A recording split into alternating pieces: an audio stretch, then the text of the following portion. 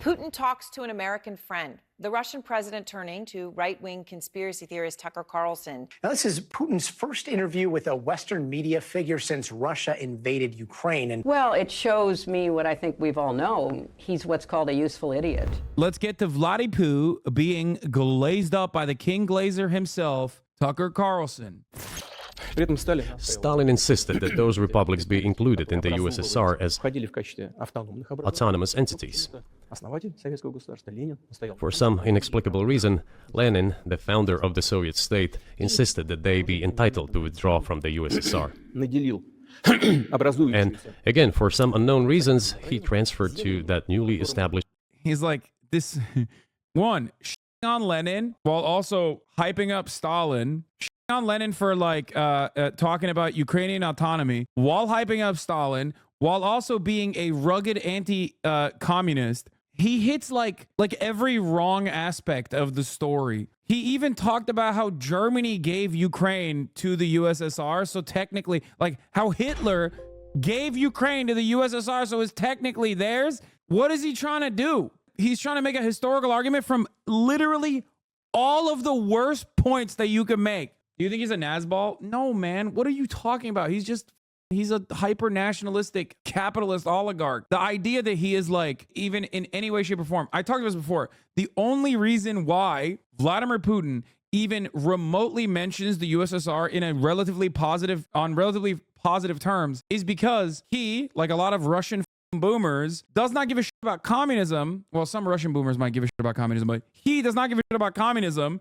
He is literally a capitalist charlatan from the jump. He only cares about Russia having like this mythology of power, like a Russian empire. He just wants Russia to be a global superpower, and that is the only reason why he cares about the USSR. He does not care about the USSR. He is the reason why he is in power is because of the illegal dissolution of the USSR, which he participated in. Sitting on Lenin and supporting Stalin is the most basic stance. As you said, it should be the opposite, by the way. It should be promoting Lenin and like criticizing Stalin for a lot of his mishandlings. And yet he does the exact opposite because he is not even remotely pro-socialist. And many in America thought that relations between Russia and the United States would be fine with the collapse of the Soviet Union and the end of the Cold War, that the opposite happened.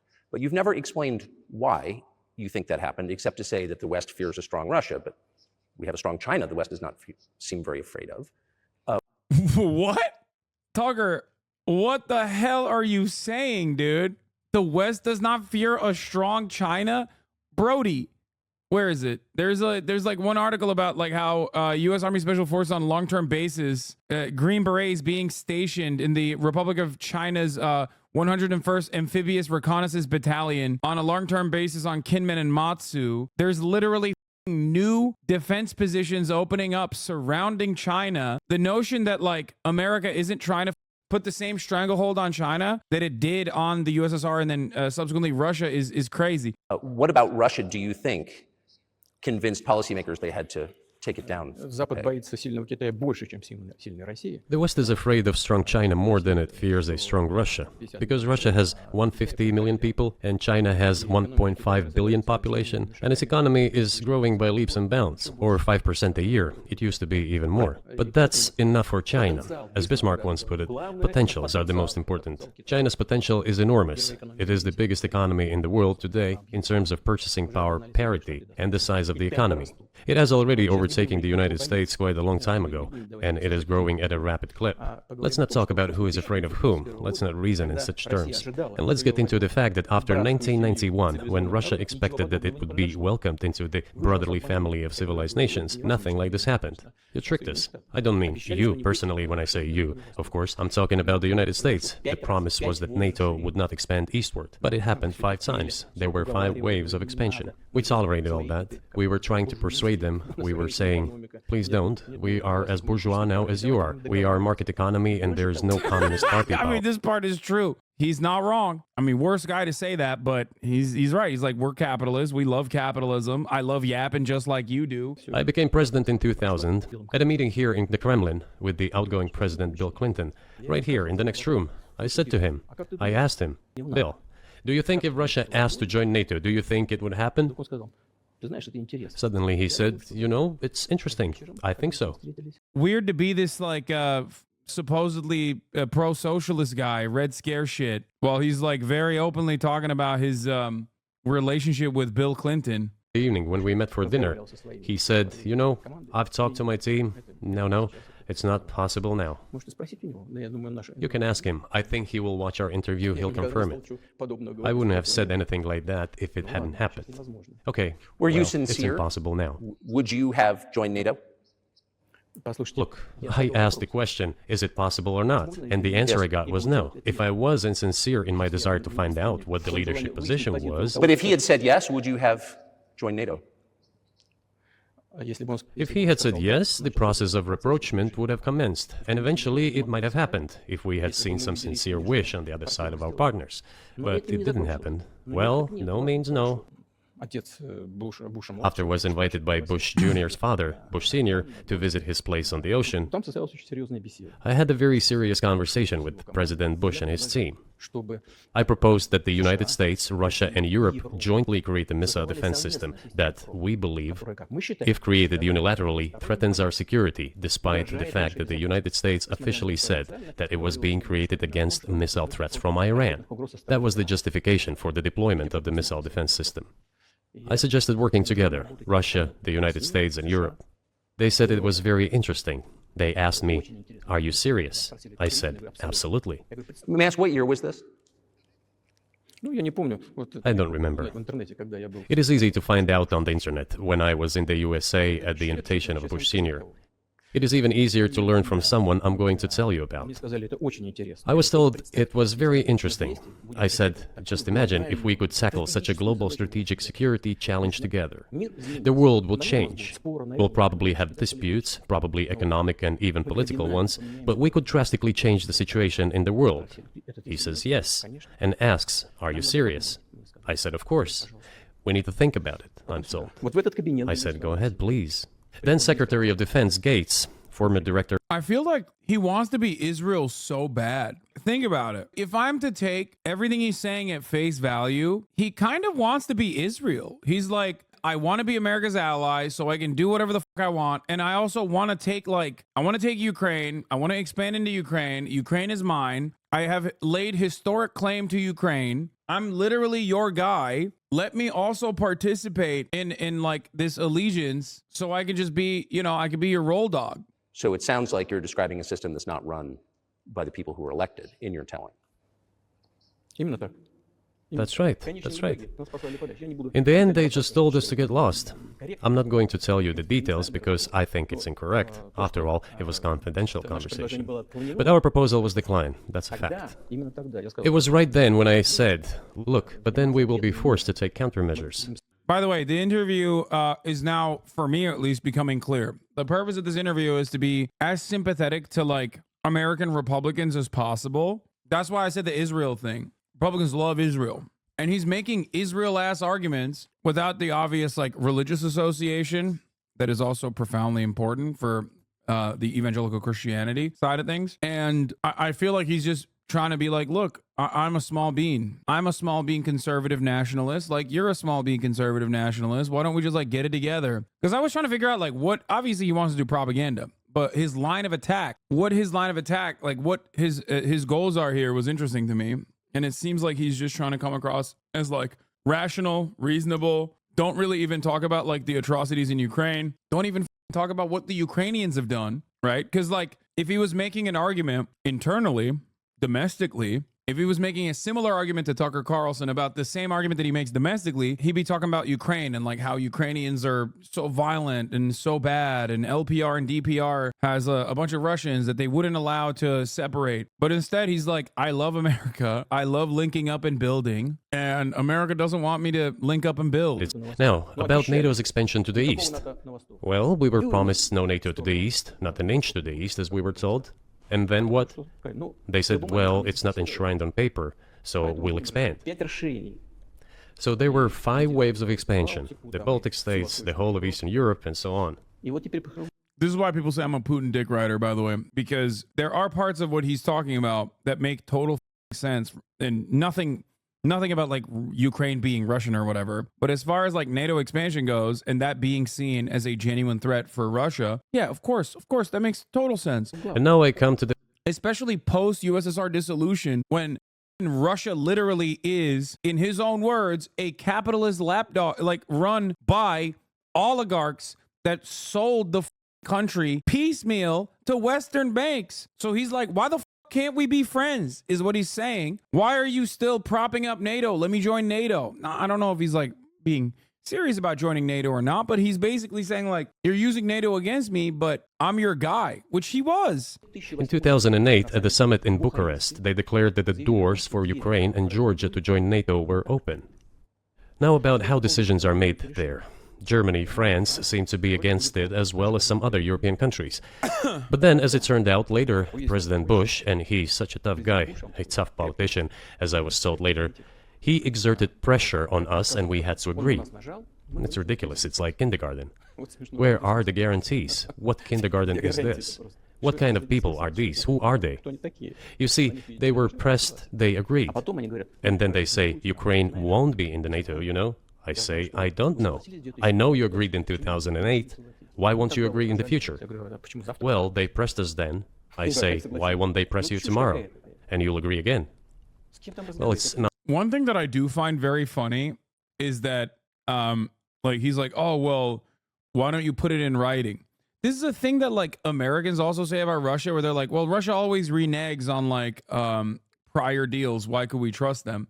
And it's like, bro, you're America. Look at what Trump did with the Iran denuclearization agreement. And that's one of many different instances. We literally have a policy in China called strategic ambiguity, which is just a fancy word for lying. It's a fancy substitute for just lying and saying, no, you don't understand. It's one China. But also, we do believe that, we're going to keep arming and utilizing Taiwan as like a military base, a forward operating base directly into China. So American history, American foreign policy is filled with America writing up treaties or having handshake agreements that they do not follow through on. And the same, of course, goes for Russia as well. But it is ridiculous that we have this like one-sided approach in the situation where we're like, oh, it's only the Russians that violate agreements, when NATO expansion is correct. Like, it did happen time and time again. And it happened after the dissolution of the USSR as well. My opinion on it is that it happened because it is a moneymaker. And Russia's existence, Russia's actions, Russia's existence is a way to perfectly continue justifying NATO and continue expanding NATO. Yeah, it's always a voluntary association. Yes, countries want weapons. Okay, they like having guns. America sells them. America gives them to you when you join NATO. It's still bad. It's also additionally funny because it's contentious with the supposed socialists that claim to be socialist, and then they dick ride NATO. It makes no sense. It is an institution designed to eviscerate socialism and communism. It was directly created to reinforce American hegemony and set up a protection racket, sometimes for valid reasons, but other times specifically to create a self-reinforcing cycle of steady flow of weapons and assets changing hands in that process from Europe back to America and vice versa. Literally hired actual Nazis and actual fascists in every country that it existed in and it operated in, destabilized quietly all of the European nations that it operated in, from Italy to Germany. Well, Germany was a little bit more willing, West Germany specifically, and everywhere else. And it's like hidden under the guise of, see, this is the problem. Would you consider NATO expansion as colonial conquest? It's not actual straight up colonialism because it's a voluntary military alliance that countries are joining. You say that, and it's the same as saying, like, well, technically, why is the World Bank and IMF actual imperialism, a continuation of imperialism? How could you say that? Those are just financial contracts. Like, what? I don't really understand it. It's still the same exact way. They operate in the exact same way. If you want to think about it, if you want to understand it, just imagine if it wasn't America doing it, but like China doing it, and then you can maybe recognize that it's not being done with the most honest intentions. It is the matter of cooperation size, which the entire Ukrainian economy was based on. The cooperation ties between the enterprises were very close since the times of the Soviet Union. One enterprise there used to produce components to be assembled both in Russia and Ukraine and vice versa. They used to be very close ties. A coup d'etat was committed, although I shall not delve into details now, as I find doing it inappropriate, the US told us. Calm Yanukovych down, and we will calm the opposition. Let the situation unfold in the scenario of a political settlement. We said, all right, agreed, let's do it this way. As the Americans requested, Yanukovych did use neither the armed forces nor the police, yet the armed opposition committed a coup in Kiev. What is that supposed to mean? Who do you think you are? I wanted to ask the then US leadership. With the backing of whom? With the backing of CIA, of course. The organization you wanted to join back in the day, as I understand. We should thank God they didn't let you. Oh, yo! He's right. Tucker Carlson's dad is CIA, by the way. Voice of America. God damn. Got his ass. Tucker Carlson's dad is literally CIA. Tucker Carlson wanted to join the CIA. That's crazy that Vladimir Putin just dropped that in the. What was the but that was 8 years before the current conflict started. So what was the trigger for you? What was the moment where you decided you had to do this? Initially, it was the coup in Ukraine that provoked the conflict. By the way, back then the representatives of 3 European countries, Germany, Poland, and France, arrived. Biden's trying to steal Pootie Poo's thunder. They were the guarantors of the signed agreement between the government of Yanukovych and the opposition. They signed it as guarantors. Despite that, the opposition committed a coup, and all these countries pretended that they didn't remember that they were guarantors of the peaceful settlement. They just threw it in the stove right away, and nobody recalls that. Ukraine is also a neo-imperialist counter-revolutionary project propped up specifically to prevent socialism from spreading in Eastern Europe.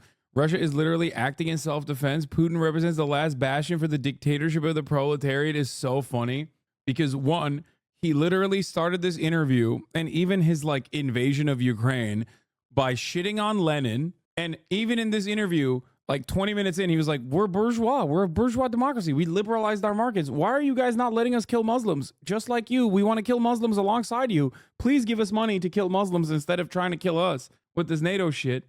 So the idea that like, dude, it's so sick. Yeah. Vladimir Putin, the eminent upholder of proletarian dictatorship. The only thing he's upholding is the dictatorship part of that, but certainly not at the behest of the proletarian and more so for what he is, which is an oligarch and definitely firmly within the context of being a capitalist.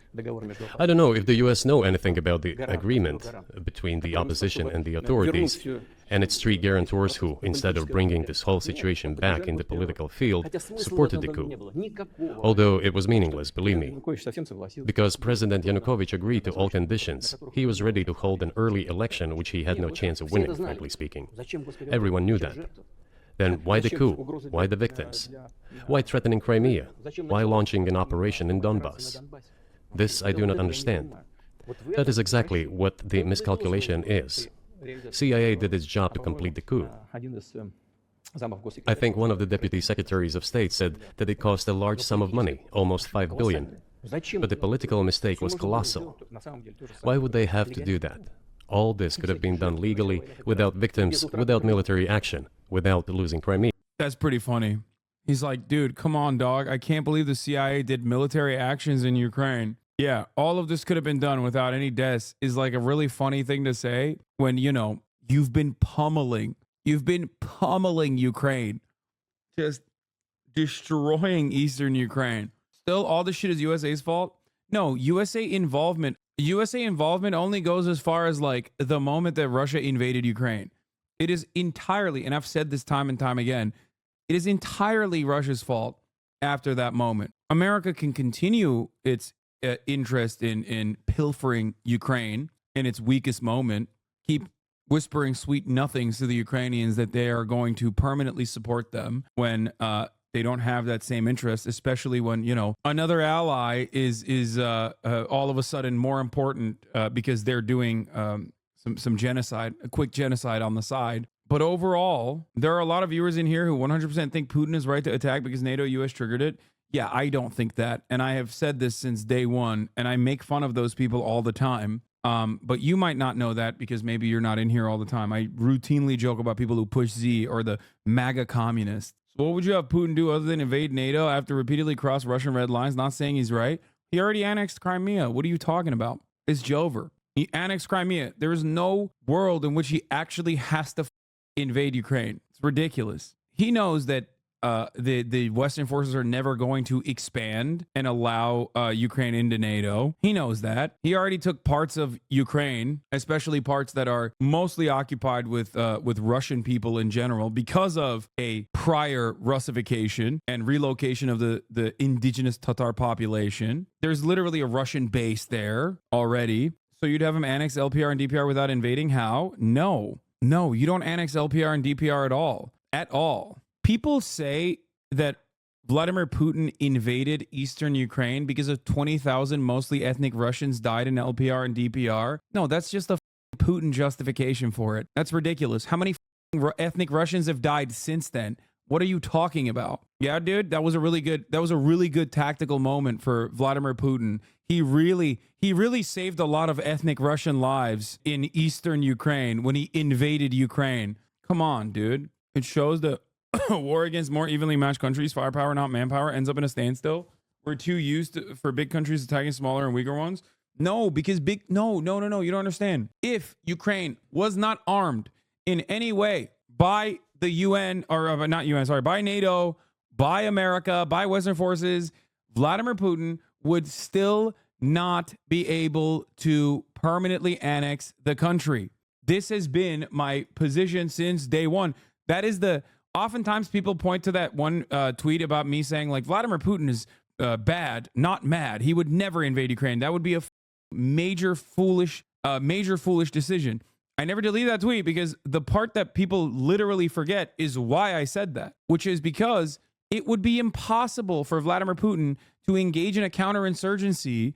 It would destroy Russia, even without arms being funneled into Ukraine by the thousands, by the billions of dollars worth, okay, old equipment or not. You cannot go against a country with 44 million people in it that have nowhere else to fucking go, that are not going to sit there idly and take it. That's the reason why he was like, oh, it's a special operation. No, it wasn't a special operation at all. What is denazification? What would that mean?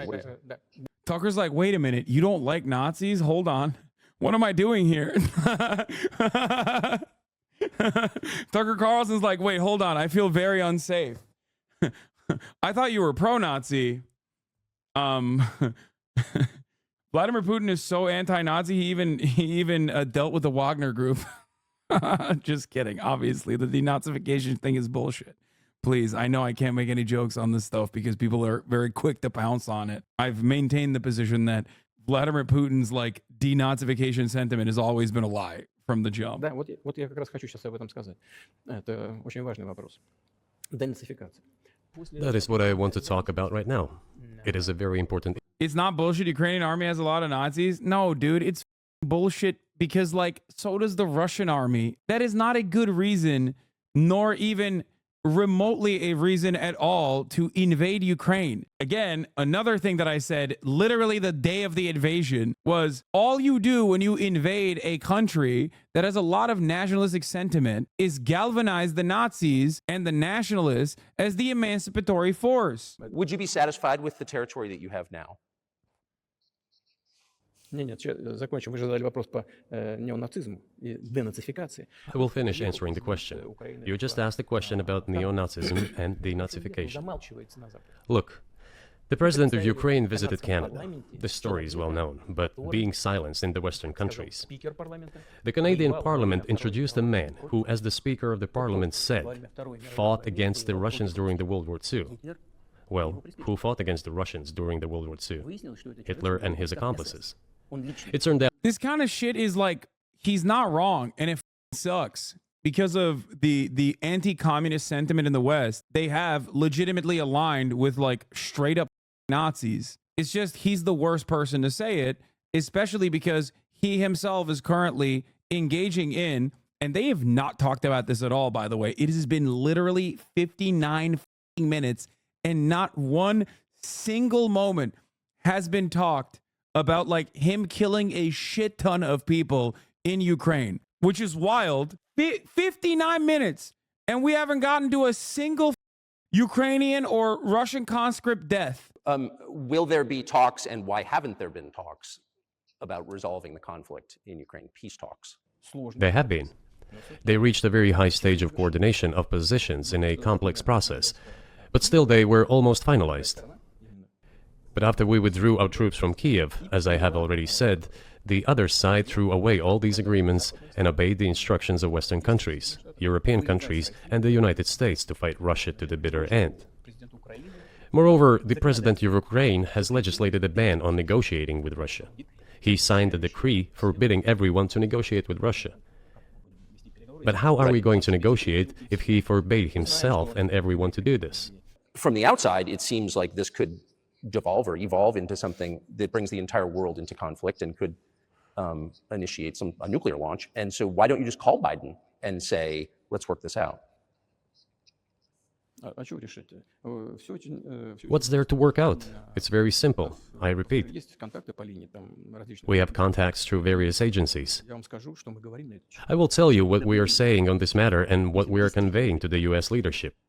If you really want to stop fighting, you need to stop supplying weapons. It will be over within a few weeks. That's it. And then we can agree on some terms. Before you do that, stop. What's easier? Why would I call him? What should I talk to him about? Or beg him for what? And what messages do you get back? You're going to deliver such and such weapons to Ukraine? Oh, I'm afraid, please don't. What is there to talk about? Do you think NATO is worried about this becoming a global war or a nuclear conflict? At least that's what they're talking about. And they're trying to intimidate their own population with an imaginary Russian threat. This is an obvious fact. Come on, dog. An imaginary Russian threat? Is he just saying that like Russia never invaded Ukraine or something? Like what the f is going on? Is he just like, yeah, all the territories we annexed is actually Russian territory to begin with. So we technically invaded ourselves? Like, is that what he's saying?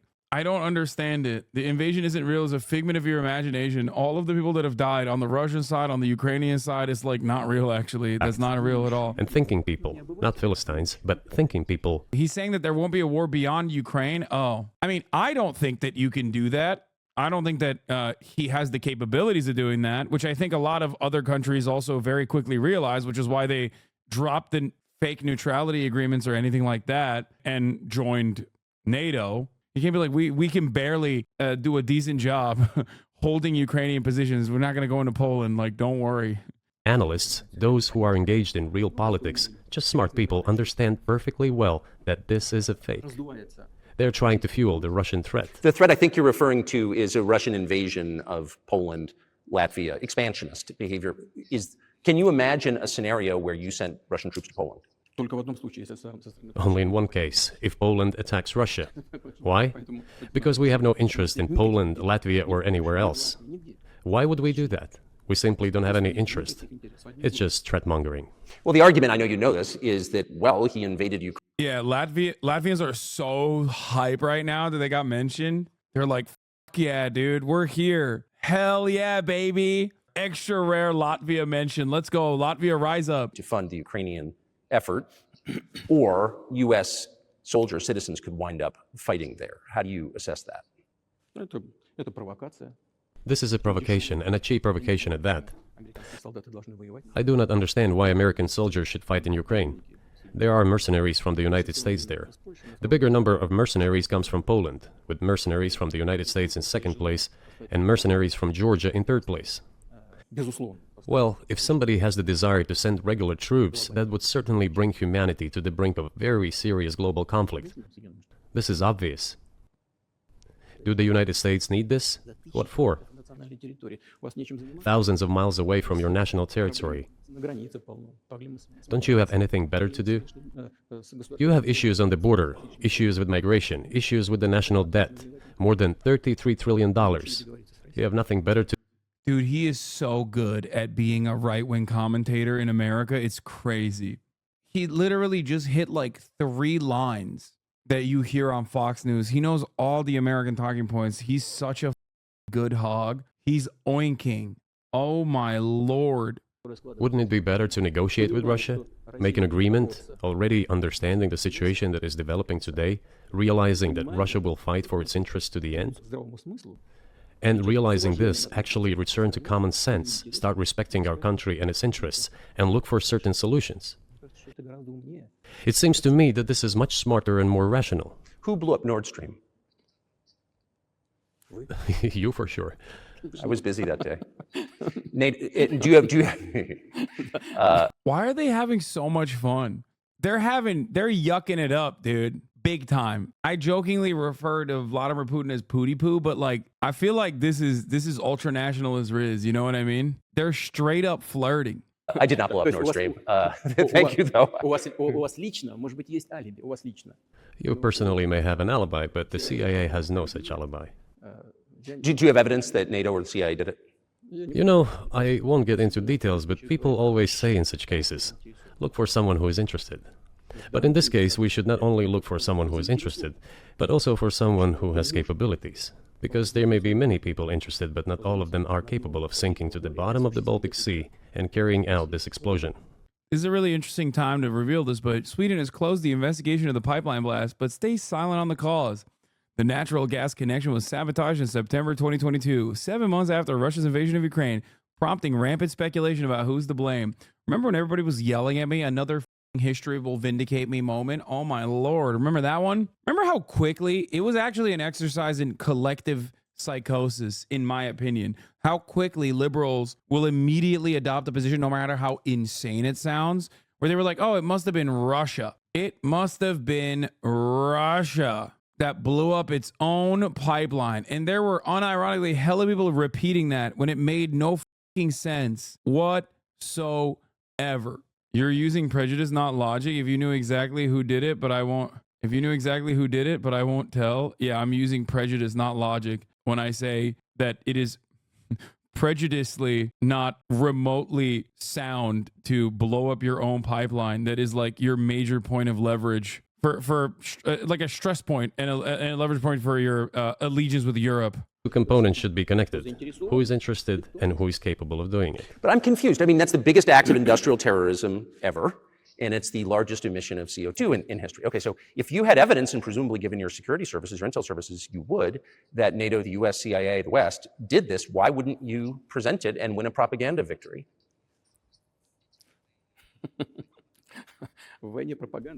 In the war of propaganda, it is very difficult to defeat the United States, because the United States controls all the world's media and many European media.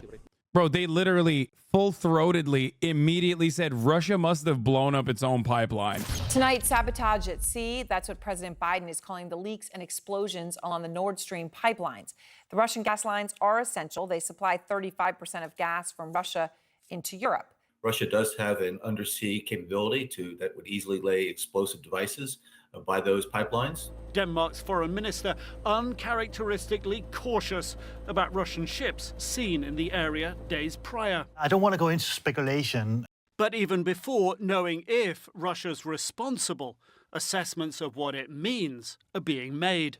I do think it's a signal to Europe that Russia can reach beyond Ukraine's borders. That was such a major holy shit moment. Like, it made no logical sense whatsoever. And everyone just kind of went along with it. Russia is in active conflict at this point, and the pipeline is a major point of leverage for them. The likelihood that this was some Russian actor inside of the state is crazy. The ultimate beneficiary of the biggest European media are American financial institutions.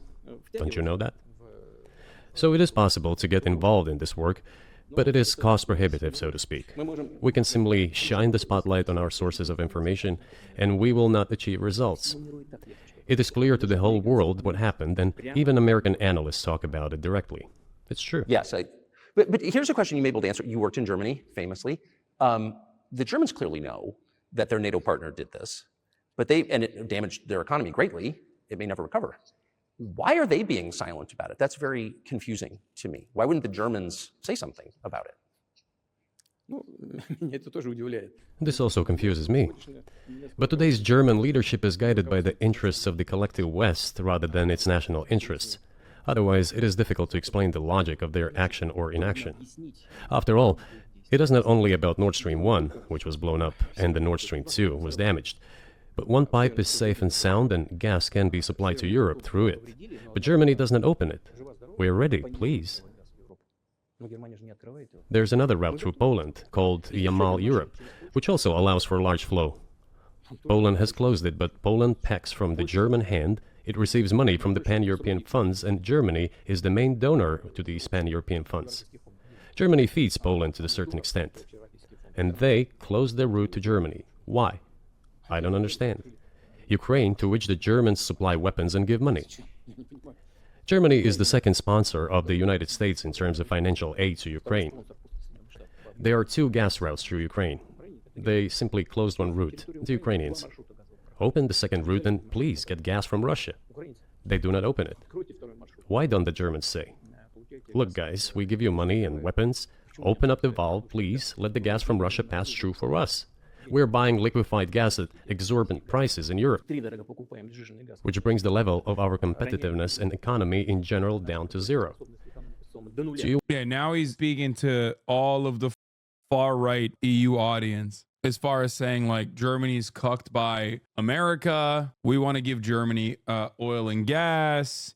Your gas bills are cooked because of the United States of America. Now he's hitting the right-wing European audiences too. You want us to give you money. Let us have the decent existence. Dude, he's, make money. he's a very good propagandist. Again, we are now 1 hour and 15 minutes into this interview where not a single mention of Ukrainian invasion, not a single mention of the casualties, how that's going, what the plans are for the future. It's crazy. He's just basically using Tucker Carlson as a bounce board to telegraph all of his ideas and communicate all of his ideas to various far-right groups. Today, 34% of our transactions are made in rubles, and about as much, a little over 34% in yuan. Why did the United States do this? My only guess is self-conceit. They probably thought it would lead to full collapse, but nothing collapsed. Moreover, other countries, including oil producers, are thinking of and already accepting payments for oil in yuan. Do you even realize what is going on or not? Does anyone in the United States realize this? What are you doing? You are cutting yourself off. All experts say this. Ask any intelligent and thinking person in the United States what the dollar means for the U.S. But you're killing it with your own hands.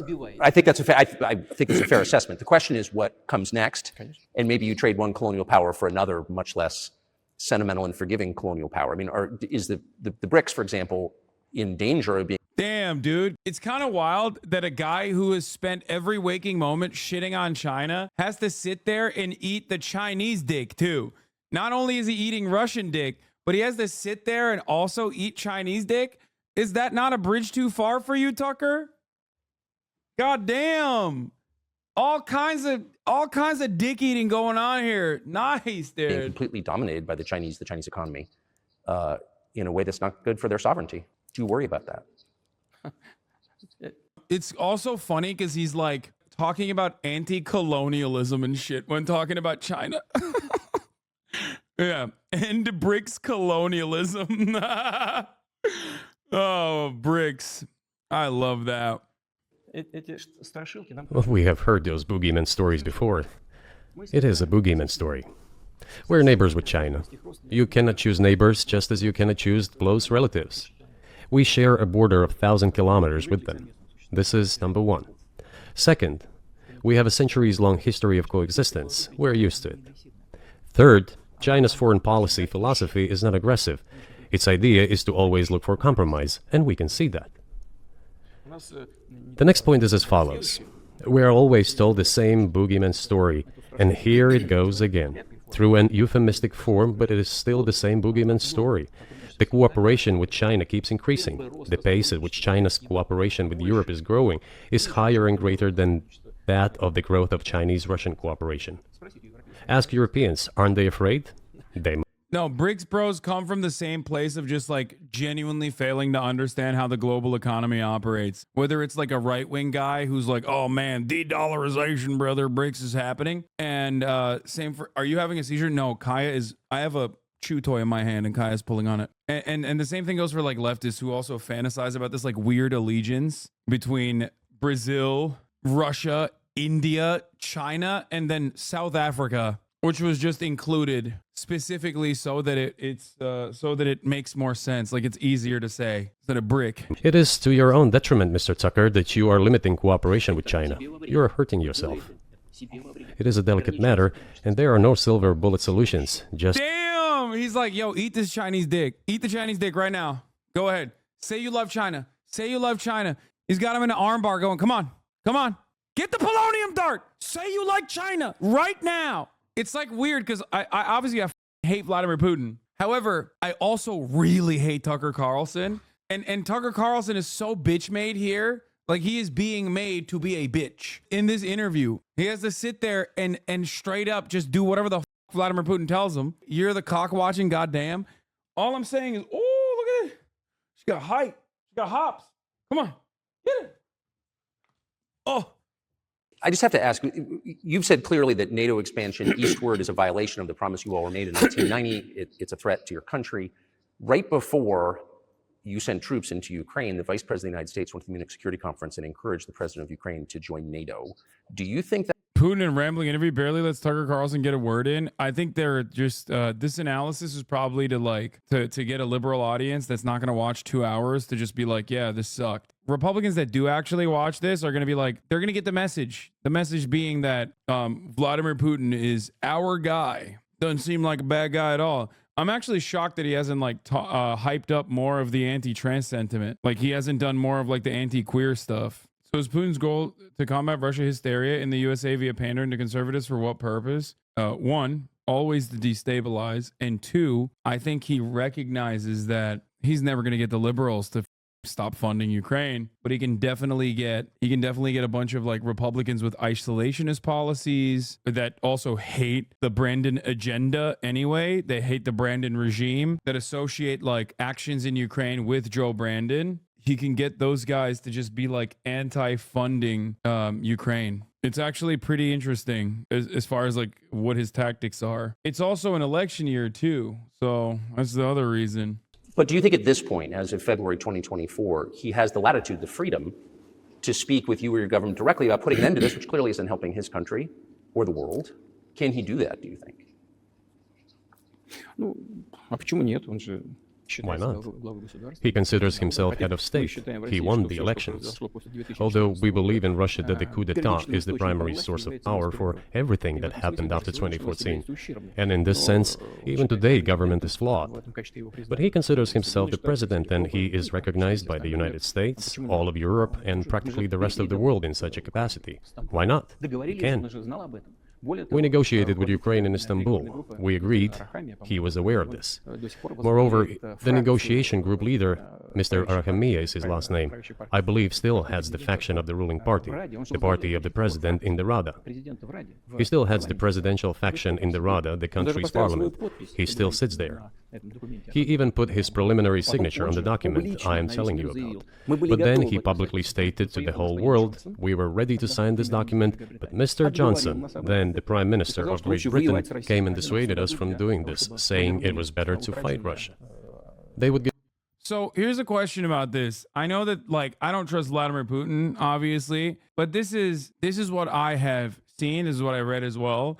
And I want to hear the remaining 5 pro-Ukrainian guys in here that I probably hear as haters to explain to me what is wrong about this position. Like, because I've heard conflicting information, people saying like, no, it wasn't Boris Johnson that like the talks at all. But then they also simultaneously say, well, how could you trust Putin on his word that he would maintain the conditions of the 15-point plan in Istanbul or in Turkey? No, don't just say it's not true. I want to know, like, there's got to be more to it. If it's just that, like, how can you trust? Well, then why the did they go to the table to begin with? When I look at it, it makes sense to be like, they're having a conversation. Ukraine is in a relatively decent position to negotiate, a better position than they are now. They put these conditions in writing. It's a 15-point plan. It makes sense. There's like decent concessions on either side. And then as a Russian, this is one of your most infuriating takes. Bojo had nothing to do with that. The referendums happened and the reaction on them was codified at this point. No, the referendums were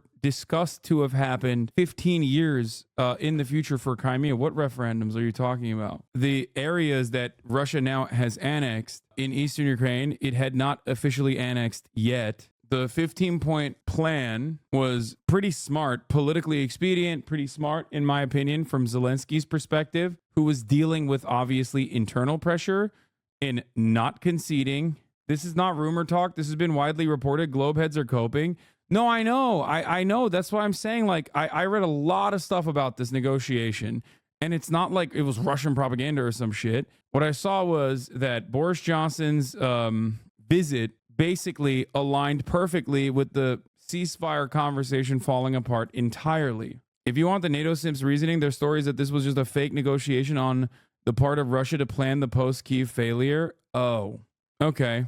I guess that's maybe a more reasonable argument. I don't fucking know. People have basically said that this is false.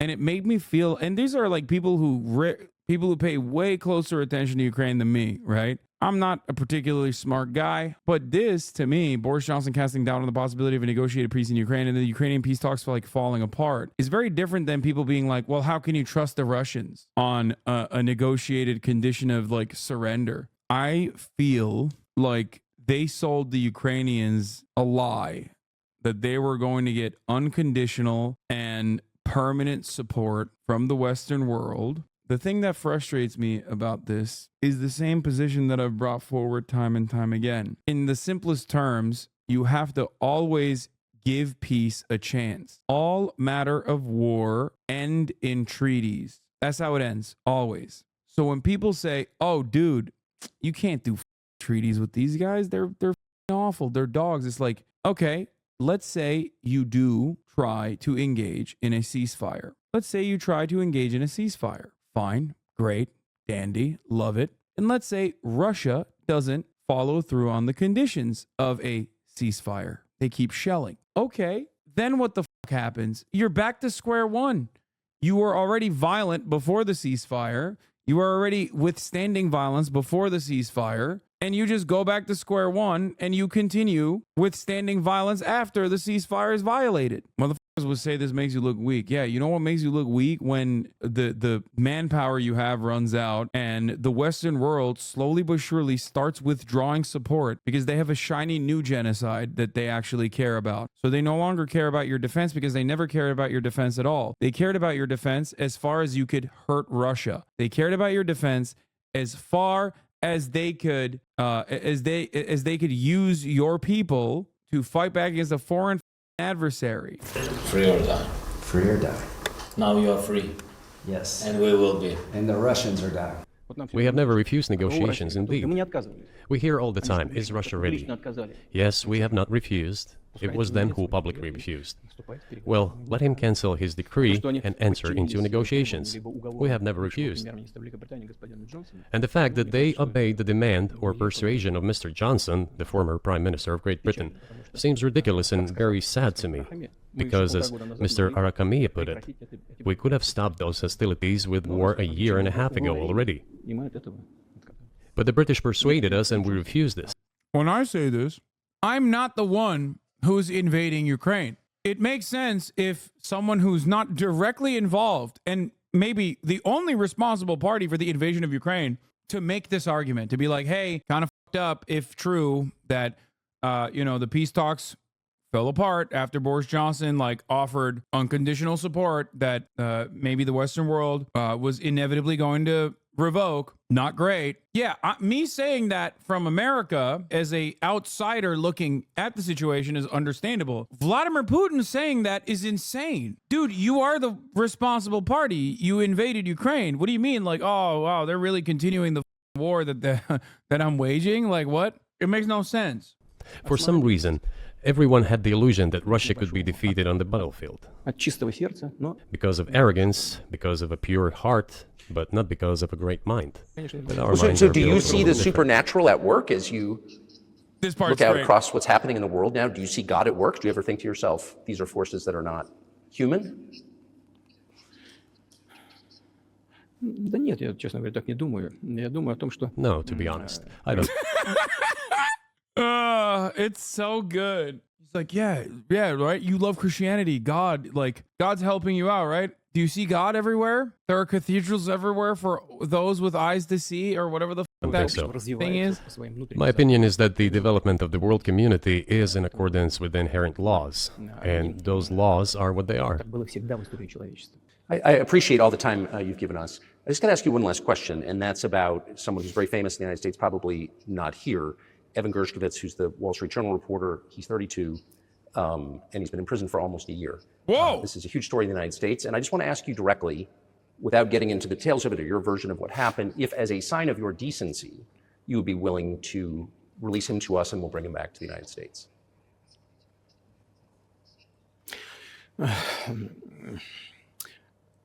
Мы столько сделали жестов доброй воли, что, мне кажется, мы исчерпали все лимиты. We have done so many gestures of goodwill out of decency that I think we have run out of them. Ни разу не ответил. Но We have never seen anyone reciprocate to us in a similar manner. что мы However, in theory, we can say that we do not rule out that we can do that не исключаем того, что мы можем это if our сделать partners при take reciprocal steps. встречном движении со стороны наших. Okay. I want you to understand something. That's the price of admission. That's how much of a benefit Vladimir Putin sees from this entire thing, where he went on an uninterrupted, heavily watched rant about justifications for why he went in and invaded Ukraine. That if you think for a moment that that was an impromptu question and was not previously arranged, I have a urge to sell you. I'm willing to bet that in and of itself, that question is a ballsy ass question to ask Vladimir Putin straight to his face, because it's technically supposed to make him look bad. So I'm fairly certain, because that is a very big ask. Even the fact that he was allowed to ask that question implies, and the reason why he did it is at the end for that reason. But the reason why he was able to ask that question is because, like, I think he finds that to be the rest of the thing is worth it for Vladimir Putin. Special services are in contact with one another. They are talking about the matter in question. На то, чтобы не решить это. There is no taboo to settle this issue. We are willing to solve it. Есть определенные условия, которые But there are certain terms being discussed via special services по channels. партнерским каналам между спецслужбами. I believe an agreement can be reached. So typically, I mean, this stuff has happened for obviously centuries. One country catches another spy within its borders, it trades it for one of its own intel guys in another country. I think what makes it, and it's not my business, but what makes this different is the guy's obviously not a spy, he's a kid. And maybe he was breaking your law in some way, but he's not a super spy, and everybody knows that. And he's being held hostage in exchange, which is true. With respect, it's true, and everyone knows it's true. So maybe he's in a different category. Maybe it's not fair to ask for somebody else in exchange for letting him out. Maybe it degrades Russia to do that. Вы знаете, можно как угодно говорить, что такое шпион, что не шпион. You know, you can give different interpretations to what constitutes a spy, but there are certain things provided by law. If person gets secret information, That's a ballsy ass question. First of all, someone in the chat said, "Oh, you think Vladimir Putin does not allow you to ask questions? You should see one of those like town halls that he does." Dog, I'm not saying that there isn't a charade and like that people don't ask questions of Vladimir Putin. They do, especially contentious ones. I'm simply saying that they are pre-arranged. And if you think that they're not pre-arranged, what's the common meta in Russia? It's like in Russia there's an anti-Putin constituency, or like there are anti-Putin parties, and they're all run by Putin. There is no world in which like there are people who are legitimate and genuine, and like everything is controlled opposition. Anytime he's addressing a question that some random person is asking, even if it comes across as contentious, it is predetermined. It's allowed. There's an allowance so that it looks like people like you will turn around and go, "Oh yeah, no, look, he's so open. He's open. He's an open book. People will ask him any question they want." It's so that you feel that way, but it's still controlled. That's what I'm trying to say here, is that like this is a prearranged question, and it's a very big one. That's a very major question. A major question that he was allowed to ask. And that means, in my opinion, that is the price of admission. It shows me the calculation on the Putin side of how important this interview was. The question being about Gershkovich, the American journalist that's currently locked away in Russian prison. And does that in conspiratorial manner, then this is qualified as espionage. And that is exactly what he was doing. He was receiving classified, confidential information, and he did it covertly. Maybe he did that out of carelessness or his own initiative. Considering the sheer fact this is qualified as espionage, the fact has been proven as he was caught red-handed when he was receiving this information. If it had been some far-fetched excuse, some fabrication, something not proven, it would have been a different story then. But he was caught red-handed when he was secretly getting confidential information. Look at how cool, calm, and collected he is in his response. By the way, Tucker Carlson's the wrong guy for this, but if this is a real interview, someone could go and turn around and say the exact same thing about, like, Brittany Griner. Tucker obviously won't do it because he's a racist piece of shit, but the notion that Brittany Griner was worthy of a prisoner and not simply a political prisoner used as a tool for doing a swap is ridiculous. And the real counter is something along those lines. But because this is, like, obviously predetermined and pre-scripted, like what kind of questions Tucker is allowed to ask is pre-scripted, it's obvious that this was an opportunity that was predestined, predetermined. And I think it, at least from my perspective, it shows how severely important this interview was for Vladimir Putin. What is it then? But are you suggesting that he was working for the U.S. government or NATO, or he was just a reporter who was given material he wasn't supposed to have? Those seem like very different things. This also plays into the legitimacy of the interview, right? Now you're giving your graces. Now you're literally, first of all, Charlie Rose interviewing Putin, do you think it was scripted? Not the same. Putin now getting an interview inside of Russia while not offering any interviews to the Western media at all is totally different than Putin doing like an apology tour or Putin doing some kind of like PR tour. He can withstand off the cuff questioning, but this is during war inside of Russian boundaries is not the same dynamic at all. They literally said questions were not discussed. Yeah, dog, of course they said that. That's the whole point of why Tucker is able to ask this question. Because guess what? When Tucker Carlson gets to ask this question, all of a sudden, everyone goes, see, this is a valid interview. Tucker's actually got him on the back foot here. It legitimizes Tucker's position, and therefore it legitimizes all the instances where Tucker Carlson was just like sucking his cock while he was in the middle of talking about how super cool it is that he's like invaded Ukraine and also how every Ukrainian is technically Russian. It is a way to legitimize Tucker's position by allowing a sense of contention in the interview. But let me say once again, the dialogue continues. The more public we render things of this nature, the more difficult it becomes to resolve them. Everything has to be done in calm manner. I wonder if that's true with the war, though. Also, I mean, I guess I want to ask one more question, which is, and maybe you don't want to say so for strategic reasons, but are you worried that what's happening in Ukraine could lead to something much larger and much more horrible? And how motivated are you just to call the U.S. government and say, let's come to terms? My five-head analysis or my tinfoil hat analysis is Tucker Carlson never stopped being CIA. And there's factions within the State Department that's like trying to get Russia to finish this. They no longer can support Ukraine, so they're like, come on, like pull out, please. You're making things too hard. Obviously, I don't believe that, but I already said that we did not refuse to talk. We are willing to negotiate. It is the Western side, and Ukraine is obviously a satellite state of the U.S. It is evident. I do not want you to take it as if I'm looking for a strong word or an insult, but we both understand what is happening. The financial support, $72 billion was provided. Germany ranks second, then other European countries come. Dozens of billions of US dollars are going to Ukraine. There's a huge influx of weapons. In this case, you should tell the current Ukrainian leadership to stop and come to a negotiating table, rescind this absurd decree. We did not refuse.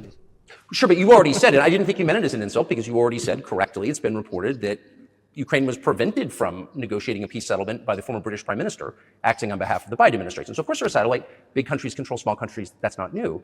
And that's why I asked about dealing directly with the Biden administration, which is making these decisions, not President Zelensky of Ukraine.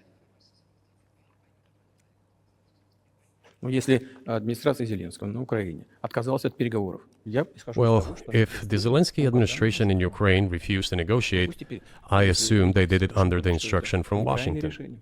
If Washington believes it to be the wrong decision, let it abandon it. Let it find a delicate excuse so that no one is insulted. Let it come up with a way out. Пусть они от него отказываются. It was not us who made this decision, it was them. So let them go back on it. That is Мы it. должны искать выход из этого неправильного решения. However, they made the wrong decision, and now we have to look for a way out of the situation to correct their mistakes. They did it, so let them correct it themselves. This part is a flex. Once again, America's involvement in Ukraine, maybe 20 years from now, we will finally make this assessment and recognize it as like not an objectively good thing. Obviously, Russia is the main villain here, but America's involvement in Ukraine will be regarded as devastating for Ukraine 20 years down the line for all of the false promises made to Ukraine specifically, like Western involvement in Ukraine. Right now, you look at it and you're like, well, Ukrainians need weapons to defend themselves, and the Western world is giving it.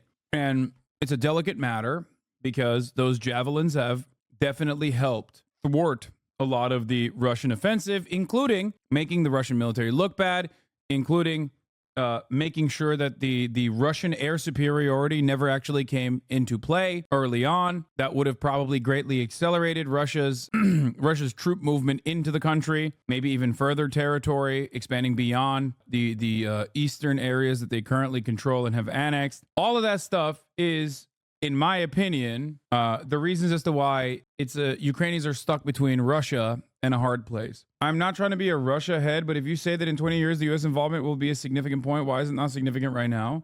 What? America never admits that what they're doing is bad. What do you mean? That's the only reason why I'm saying this. I've been called a fucking Vladimir Putin defender for having this position for the past 2 years. That's why I always say like history will vindicate me, but it doesn't fucking matter because during the time people will still shit on me non-stop. I'm talking about like an actual assessment. No, my assessment is this from the jump. It's great because America gets to be on the right side, as in they are siding with those who are being invaded against an invading force. So they are on the right side. They're on the right side. They're on the moral side of this argument. Ukraine has a right to defend itself. This is true. This is 100% true. However, the United States' interest in the matter is what will end up putting our actions, or end up making our actions look awful in the long run when we look back at it and we're far removed from the immediate consequences of it. If America cared about the interests of Ukrainians and Ukrainian citizens, if that was genuinely, if America wasn't the major player here in the proxy war against Russia in the Ukrainian invasion, utilizing Ukrainian soldiers as cannon fodder, if that was the case, if they actually wanted to purge Russia, they would be significantly more risky, for example, in their action. Maybe they would have sent tanks ahead of time. Maybe they wouldn't have waited for an increase in Russian military action in the region to start giving heavier weapons. But ultimately, it doesn't matter because Ukraine will inevitably run out of men capable of holding those weapons, because the goal is not to defend Ukraine. The goal is to prolong the conflict from the American perspective. The goal is to prolong the conflict with the hopes that you can wither away enough of Russia's military, which is ironic because I think that is also a miscalculation. That's a miscalculation on the American side. This is two world powers, one the hegemonic superpower, the other a regional power, making miscalculations and allowing Ukrainians to get absolutely obliterated in the middle of the conflict. Russia miscalculated, thinking that it could very easily dominate Ukraine. It was very obvious that they were not going to be able to from the jump. Impossible, because it is a nation state with 44 million individuals. There's no taking over countries like that anymore. Okay, you can't do that. You can either do like soft power, economic imperialism, or that's it. That's the only way you can actually develop solid relationships. Do NATO type shit. Maybe. However, America also miscalculated, I think, thinking that like the sanctions would fuck up Russia, that Russia would not be able to continue this annexation for as long as it has, that the counteroffensive would have been successful. I think that those are all American miscalculations as well. And who suffers? Ukrainians. Those are the people who suffer. Ukraine is no longer 44 million. Ukraine is now what, 34, 36 million? The people that actually made out very well are defense contractors, NATO generals, NATO in general. Ultimately, he invalidated every other claim, which weren't even worthy arguments to invade Ukraine in the first place, by using false historical claims to suggest Ukraine doesn't actually exist to justify imperialism. In order to do so, as he would claim, bring back their rightful land through force. Yeah. Now, that also, in my opinion, fucks up the negotiations, because if you're saying you're bloodthirsty and want it, and that Ukraine is Russian, you're kind of ruining the argument. I don't know. You're kind of ruining the argument that you will inevitably withdraw, and that you want to like institute by force the Minsk protocols, right? Or the 15-point plan. And I think that is, I don't know. I think that that's ultimately, well, obviously I don't agree with it. I don't think it's a good thing at all, but I don't know. I think it makes it, you're actually dumb if you think this isn't a good interview. The interview is going to change the world. No, I do think it's a good interview for Vladimir Putin. I think it makes him look reasonable. They rarely, if at all, talked about his actions in Ukraine. And if you don't do that, and that's the major point here, that's the major point of contention here, and you don't ever talk about that at all, then yeah, he looks very reasonable. He's constantly on the offensive against America. It almost feels like he was just like moved to do a special military operation in Ukraine. He just had no other reason. He wanted to align with America over and over again, and America kept swatting him away. If you come into this uninitiated, not really paying attention to what the going on, you're looking at this as like, well, here's a regional leader that comes across very sane, much more sane than Joe Biden, I would say. You know what I mean? Like, you do not leave this interview thinking like, yeah, this is a massive failure of an invasion of a neighboring nation that has been incredibly costly as far as human lives and as far as like destruction of infrastructure. And now it's like, now it's in a death grip for inches of territory with back and forth. You would not think that at all. Things look cheery. They have driven the situation to the point where we are at. It is not us who have done that. It is our partners, opponents who have done that. Well, now let them think how to reverse the situation. We're not against it. It would be funny if it were not so sad. This endless mobilization in Ukraine, the hysteria, the domestic problems, sooner or later it will result in agreement. You know, this probably sounds strange given the current situation. But the relations between the two peoples will be rebuilt anyway. It will take a lot of time, but they will heal. I'll give you very unusual examples. There is a combat encounter on the battlefield. Here's a specific example. Ukrainian soldiers got encircled. This is an example from real life. Our soldiers were shouting to them, "There is no chance. Surrender yourselves. Come out and you will be alive." Suddenly, the Ukrainian soldiers were screaming from there in Russian, perfect Russian, saying, "Russians, do not surrender." And all of them perished. They still identify themselves as Russian. What is happening is, to a certain extent, an element of a civil war. Everyone in the West thinks that the Russian people have been split by hostilities forever. No, they will be reunited. The unity is still there. Why are the Ukrainian authorities dismantling the Ukrainian Orthodox Church? Bro, I don't think, like, I don't know. I think that's bullshit. In the most charitable, I can't believe I'm saying this, in the most charitable way, if I'm going to be as charitable as possible to Vladimir Putin of all people, I think the argument here is that like Ukrainians also see themselves as one people. Ukrainians and Russians are one people. Everybody sees themselves as one people, one nation, under God, indivisible, Orthodox Christianity. I don't think that's the case. It's not. Because if that was the case, I feel like the rest of Ukraine would look like Crimea. Like, he literally said it's a civil war. Like, that's not a civil war. That's a whole ass different country. And the irony is that while you said the Ukrainians that live next to the Russian border can consider themselves Russians, and he uses them as an example for the entire country. Yeah, except since the invasion, it's over. Because there are still plenty of people who did not consider themselves that. And beyond that, why would anybody be like, oh, thank God Russia came in and blew our shit up? Because it brings together not only the territory, it brings together our souls. No one will be able to separate the soul. Shall we end here, or is there anything else? No, I think that's great. Thank you, Mr. President. Yeah, no shot, dude.